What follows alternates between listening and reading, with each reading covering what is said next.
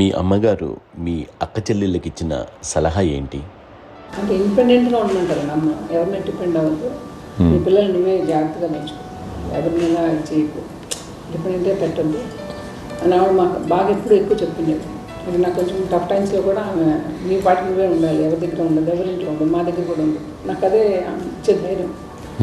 ఇండిపెండెంట్గా అట్లా ఒకరి దగ్గర ఉండదు, నీ గౌరవం దగ్గర పోతుంది, ఎక్కడ ఉండదు.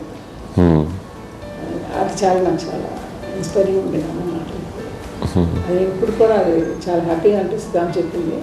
అంతే కదా, ఇప్పుడు మాకు ఏదైనా రోగాలు వస్తే ఫేస్ చేస్తామో దాన్ని బాధలు మనమే, బట్ తగ్గించే వాళ్ళు కన్సర్న్ చూపించే డాక్టర్స్ చుట్టుపక్కల ఇద్దరు కింద ఉండొచ్చు, కానీ పోరాడాల్సింది మనమే. నాకు సార్ కొంచెం ఏదో ఒక డిప్రెస్డ్ ఇదేదో వస్తే ఫేజ్ ఒకటి, నేనేదో ఇంకా మా అందరి నుంచి నేనేదో సపరేట్ అయిపోయినట్టు ఒక సిచ్యువేషన్ వచ్చినప్పుడు అమ్మ నన్ను పట్టుకుని said I'm there for you. Yes, ఎవరు నో అన్న ఎస్ అన్న ఫ్రెండ్స్ కానీ ఎవరైనా సరే ఎప్పుడు కూడా అలోన్గా మటుకు అనుకోకు, నేను నాని. ఆవిడ నన్ను పట్టుకొని ఇచ్చిన అఫెక్షన్ లేదా ఫీలింగ్ బలం అన్నమాట. ఇంకా ఏమైనా చేయగలను నేను, పర్లేదు ఇంట్లో ఏదైనా సాధించగలను అని ఒక భరోసా తల్లి దగ్గర నుంచి రావడం అనేది నాకు ఎవరు అవసరం లేదనిపించింది. అంత స్ట్రాంగ్గా ఆవిడ అంత స్ట్రాంగ్ చేసింది నాన్న అని చెప్పండి.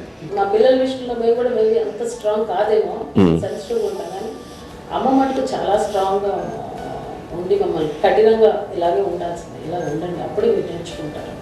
ఇక్కడ అమ్మ పాజిటివ్నెస్ గురించి ఇంకో మాట చెప్పాలి.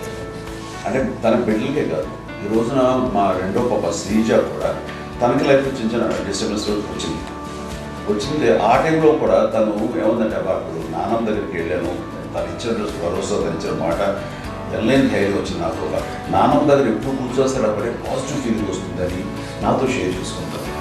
తనకు నాతో చెప్తుంటే అనిపిస్తుంది కరెక్ట్, అమ్మ ఏం పర్లేదమ్మా, లైఫ్ అంటే ఒకరితోనే అయిపోదు, ఆ ఒక్కరి వల్ల వాళ్ళ ఇన్ఫ్లుయెన్స్ తోటో వాళ్ళు మన మీద నియంత్రించడం కానీ మన బాధల్ని వాళ్ళు చేయడం అవుతారు. జస్ట్ నువ్వు నీ గురించి నీ మనసులో ఏదనిపిస్తే నీ గుడ్ ఫీలింగ్ ఏది వస్తుందో ఆ ఫీల్ ప్రకారం వెళ్ళిపోదు. అంటే ఆ జనరేషన్ పీపుల్ ఎక్స్పెక్ట్ అలా కాదు, ధైర్యం ఉండి అందరికీ ధైర్యం బాగా నూరుకొస్తారు. ఫాదర్ కూడా, మా నాన్నగారు కూడా అస్సలు ఎప్పుడు అనేవాళ్ళు, ఎప్పుడు మీరు పెట్టే చెయ్యి మీరు ఎప్పుడు పైన తప్ప తీసుకునేలాగా ఉండకండి, చేతులు పెట్టుకోండి అనే అట్లాంటివి చెప్తుండేవాళ్ళు. అందుకని మాకు ఇట్లా ఇండివిజువాలిటీ మాకు బాగా ఎప్పుడు కూడా ఒకళ్ళని అడగడం అని, ఈవెన్ బ్రదర్స్ని అడగాలన్నా కూడా మాకు అది పడిపోయింది మైండ్లో.